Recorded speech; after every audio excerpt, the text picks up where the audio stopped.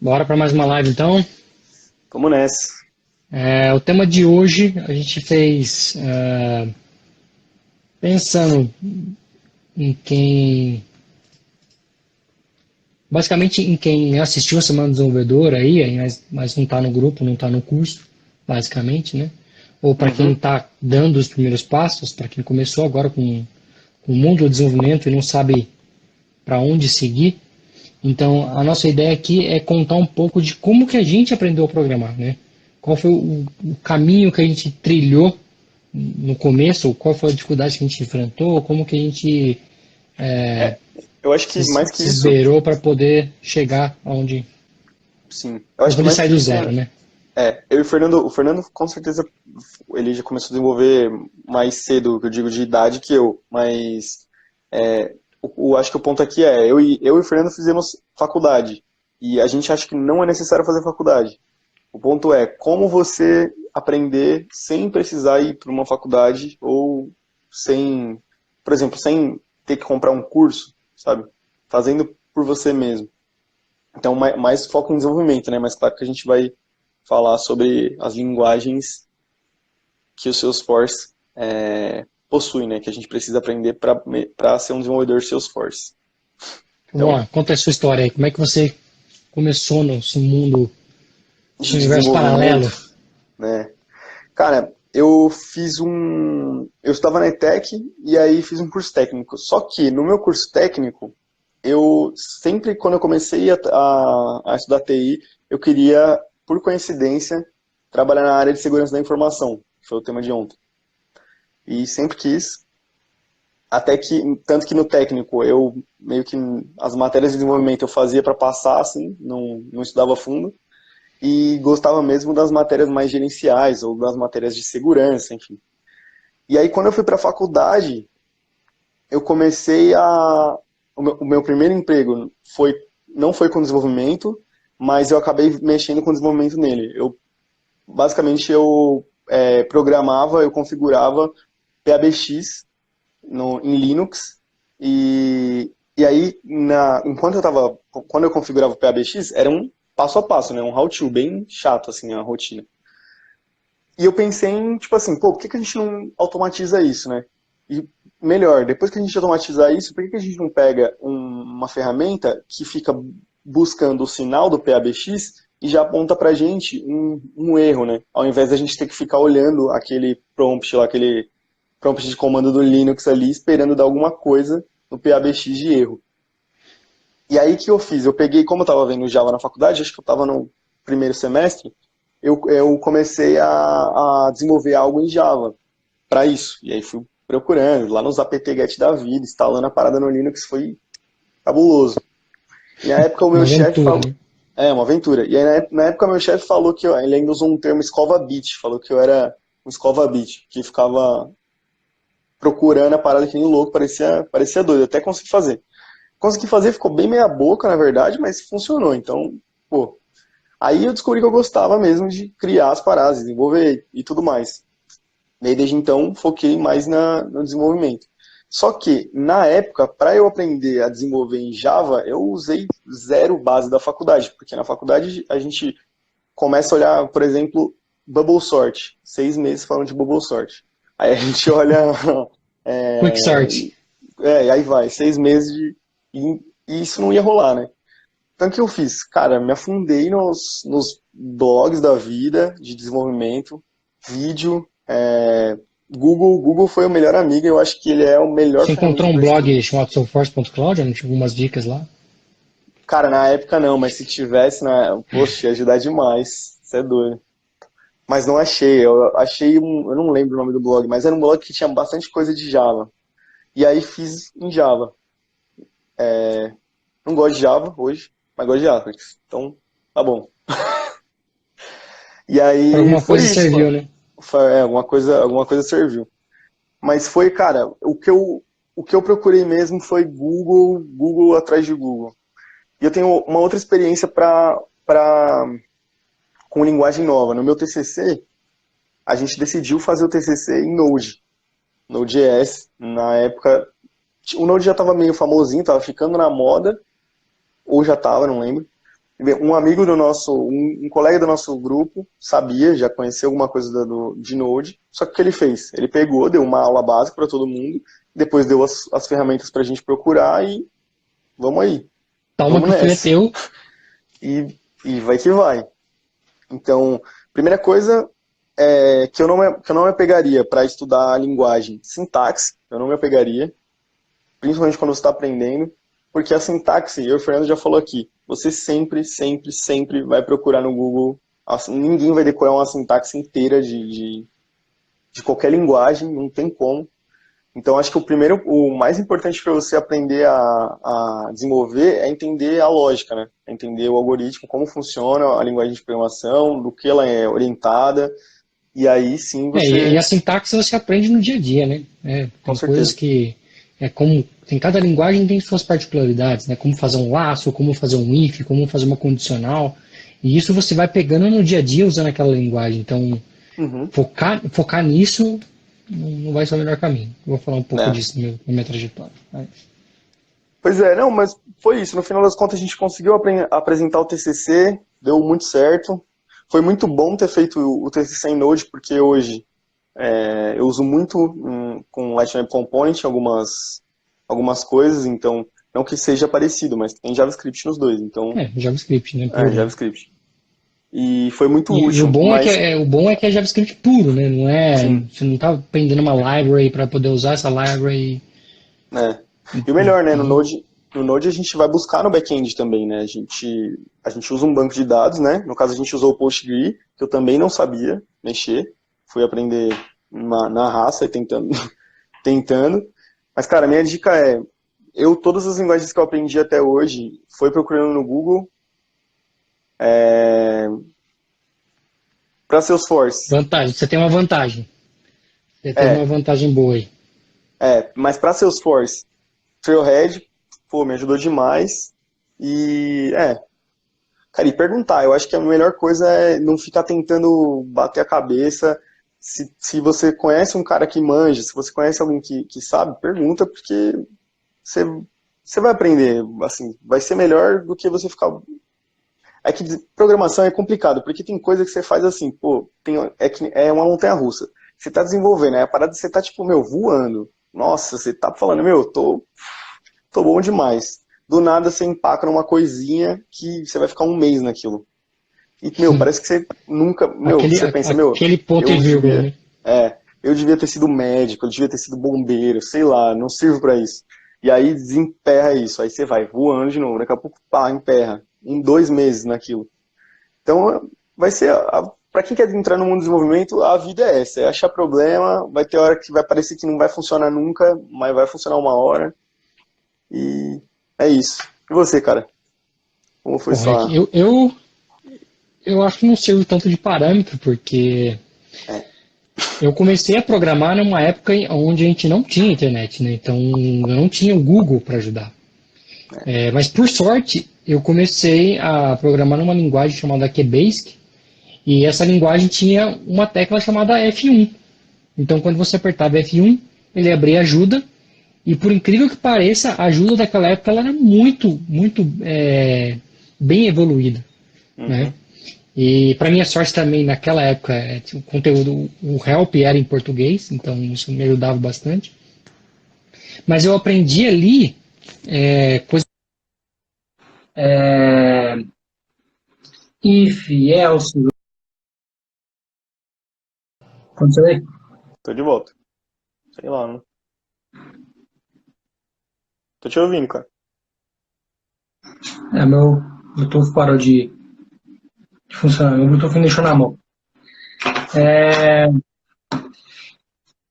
E aí eu fui aprendendo então coisas do gênero, né? If, else, condições e tal, e comecei a fazer um primeiro programinha.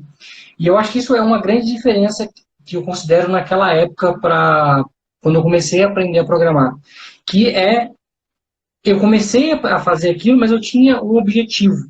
Eu já sabia onde eu queria chegar. Eu queria chegar numa tela de cadastro, né? Então eu já tinha uma noção que eu iria ter o campo nome, nome, idade, telefone, né? Naquela época eu não tinha, nem pensava em e-mail ainda, porque não tinha internet. Uhum. Então, eu consegui fazer um cadastro básico. Então, era uma tela que você tinha que fazer basicamente, cara, linha a linha. Então, se eu queria fazer um quadrado, eu tinha que fazer 80 posições de um risquinho, põe um risquinho aqui, por 80 espacinho branco, põe um risquinho aqui, põe um risquinho aqui, dá um espacinho, escreve o Caraca. nome, com quantos com espaço em branco, põe mais um risquinho, e aí embaixo você põe um riscão de 80 de novo. Então, Caraca, no seu caso é realmente não desistir. não desisti. É. E aí, depois disso, eu fui para. Depois disso, um tio meu me deu um livro, tipo, essa largura, tipo esse aqui, assim, ó. Essa largura, assim, ó. Esse aqui é, ó, Show. Salesforce. E depois disso, um tio meu me deu um livro de Clipper. E aí eu comecei a ler o livro de Clipper e aprender um pouco sobre Clipper. Fiz uma migração aí de QBase para Clipper. Depois um amigo começou a programar em Visual Basic, VB6. Eu comecei a aprender VB6. Depois sozinho de novo, aí já na era da internet. Eu comecei a aprender ActionScript, que era a linguagem do antigo Flash, né? Que Deus o tenha. E depois eu comecei a aprender PHP por conta também. Antes de entrar na faculdade. Aí quando eu entrei na faculdade, já sabia, já dava aula É. de PHP para todo mundo. Pô, Então, e o mais recente, trazendo já para o mundo mais atual, teve acho que um ano, mais ou menos um ano atrás, eu precisei aprender Python, né? Eu nunca tinha mexido nada com Python, nunca tinha nenhuma familiaridade com Python, embora saiba que é uma linguagem, né, de alto nível e tal, tem muita coisa interessante em Python. Eu precisei aprender porque eu tinha um projeto pessoal e esse projeto pessoal me remetia a uma lib que era em Python. E para fazer o projeto sair do papel, eu precisava mexer em Python. Basicamente, eu aprendi Python em 15 dias. Em 15 dias eu comecei a tirar meu projeto do papel. E como que eu fiz nessa trajetória, nesses 15 dias, para aprender tão rápido Python? Né? De novo, eu acho que a diferença aqui foi que eu tinha um objetivo. Eu queria botar aquela lib para funcionar. Então eu sabia o que eu tinha que fazer. Né? E basicamente o que eu queria fazer? Eu queria fazer uma REST API que ia ser acessada de fora e ia consumir essa lib. Então o primeiro desafio foi fazer um serviço REST que eu ia consumir de fora. Então comecei a assistir primeiros vídeos de conceitos de Python, como declarar variável, de como fazer um hello world e tudo mais. Então, ia no YouTube, procurei um tutorial de Python, assisti tudo em 2x, para encurtar o tempo de aprendizado e de aprendizagem. Mergulhei num conteúdo de começo ao fim. Falei, beleza, agora já sei o básico de Python, já sei um pouco da sintaxe, já consigo entender o código e saber as nuances, né? Porque, por exemplo, você não tem brackets, você não tem abre e fecha chaves. Você usa espaço. Então, se você tem um método declarado aqui, você dá um tab e tudo que está dentro daquela tabulação faz parte desse método. Se você declara um if, você dá um tab e tudo que está dentro daquele tab está dentro do seu condicional if. Se você voltar, ele já entende que você está fora do escopo. Então, tem os parâmetros, não tem os brackets ali para você saber onde começa e onde termina um bloco. É tudo separado por indentação mesmo. Então, aí, se você não tiver uma boa qualidade de indentação,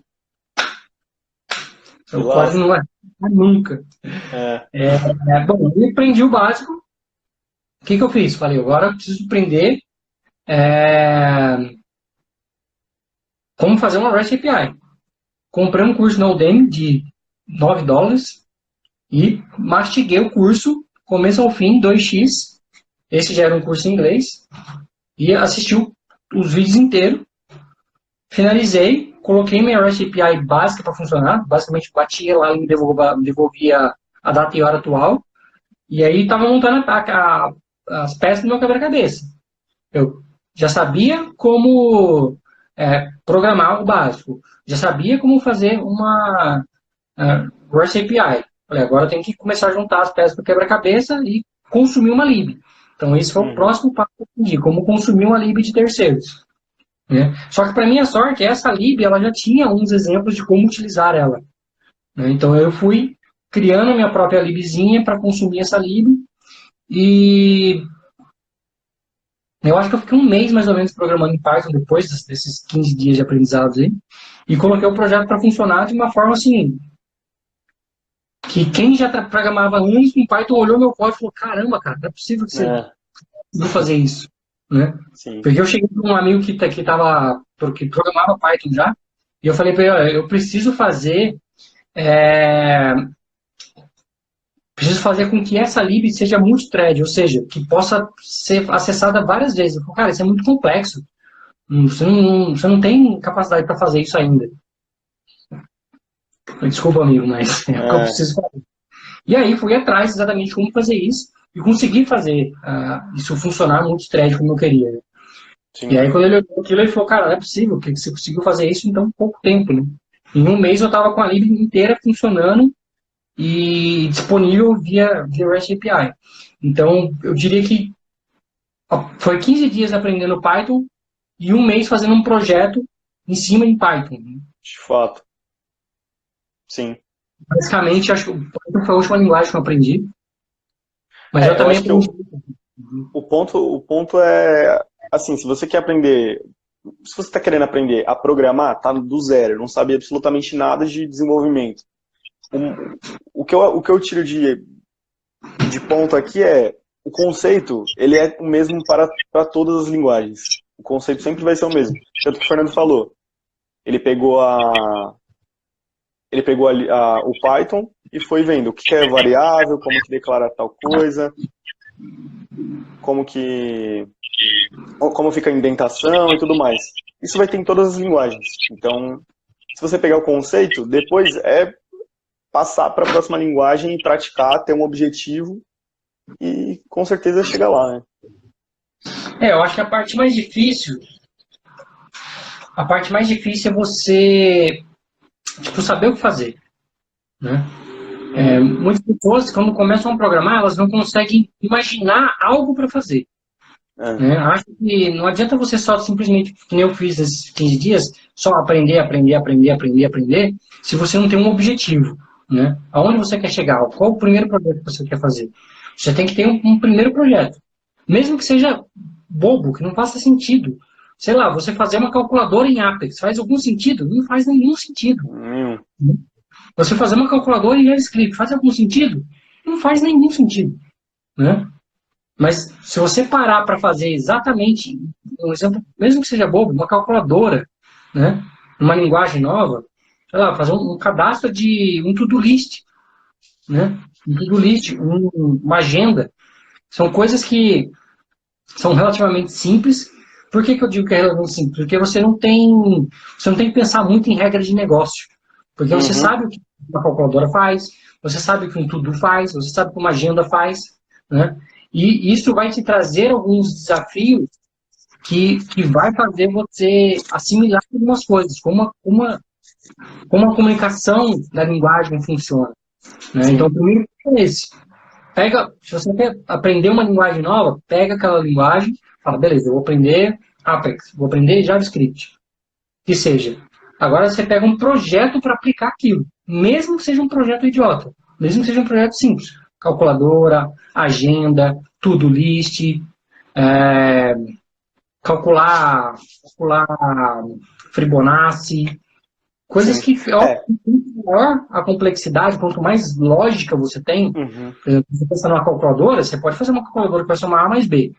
Isso é relativamente simples. Mas você pode fazer uma calculadora que faça cálculo de área, conversão de moeda, e aí você vai incrementando e fazendo a mágica acontecer. Quanto maior o desafio, mais você vai conseguir assimilar, né?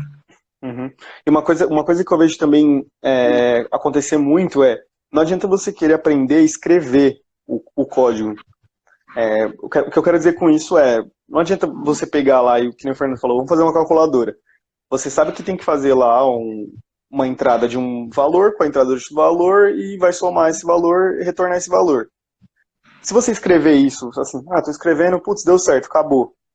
Tipo, você não vai tirar nada disso. Na próxima tarefa, você vai ter que ir lá de novo e fazer um exercício de entendimento do que está acontecendo na lógica da parada, tipo, na lógica da calculadora. Então, você vai pegar você vai pegar um input só. Aí, quando você clica no botão, você salva. Faz a soma e retorna o valor no mesmo lugar. Por que eu digo isso? Não sei se ficou muito claro, mas o meu exemplo maior era o seguinte. Por exemplo, eu conheço a sintaxe, eu conheço a lógica, mas, por exemplo, hoje eu estava com dificuldade num projeto que o Fernando falou e meu problema era de entender como que estava sendo construída a parada, não como que ia ser feito quando eu entender, enfim. O problema era entender a lógica do que estava sendo construído. Não era técnico o problema, né? Não era técnico o problema. E aí, sim, quando eu entendi, clareou tudo e tá ótimo. Então, Mas é isso, se você vai fazer alguma coisa, tenta entender a lógica do que você está fazendo, porque é nisso aí que, depois você pega para fazer com qualquer outra linguagem, você só vai precisar ver como declarar uma variável, como funciona a indentação, e o resto você já vai saber logicamente o que você tem que fazer, entendeu? E por isso a importância de você pegar, quando você começar um projeto, você começar pequeno, dividir em partes, né? Fazer como eu fiz em Python. Eu vou aprender primeiro a fazer uma REST, agora eu vou aprender a fazer isso aqui, importar uma lib, agora eu vou aprender como criar um worker. Depois junta tudo, né? Uhum. Ou como comecei lá atrás, pegar um cadastro de pessoas e fazer aquele cadastro de pessoas, né? Pega projetos que você já tem a lógica na cabeça, que é o que eu estou falando. Não adianta você falar assim, eu vou fazer um sistema para minha empresa porque vai ser mais fácil. Aí você começa a pensar no problema da sua empresa, que é um cadastro para o financeiro que tem que falar com o sistema X para pegar nota para... Cara, esquece, já virou muito complicado. Né? É um negócio que parecia simples, é uma desse tamanho, você não vai conseguir ter toda a regra de negócio na cabeça. E aí você vai perder tempo aonde? Tentando entender uma regra de negócio, tentando entender um lado que não é programação. Uhum. Né? E aí você desfoca. Você não consegue focar onde você deveria focar. Então, se vai começar do zero, pega algo que você já tem na sua cabeça fresco. Um cadastro básico, uma agenda, um to-do. Vai ser muito mais fácil você aplicar conceitos e aprender rápido do que você pegar um projeto, mesmo que pareça pequeno, né? Porque às vezes é isso. Às vezes você pega um projeto e fala, não, rapidinho, isso aqui é simples. A hora que você começa a cavocar, você vê que o simples está longe de ser simples. Isso aí.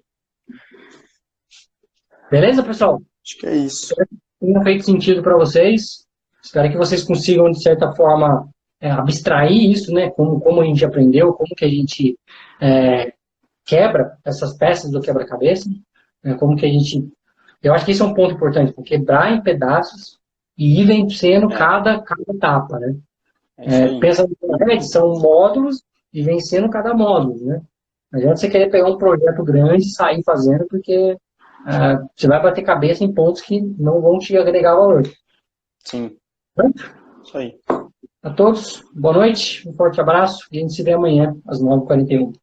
Tchau, tchau. Falou, galera. Até amanhã.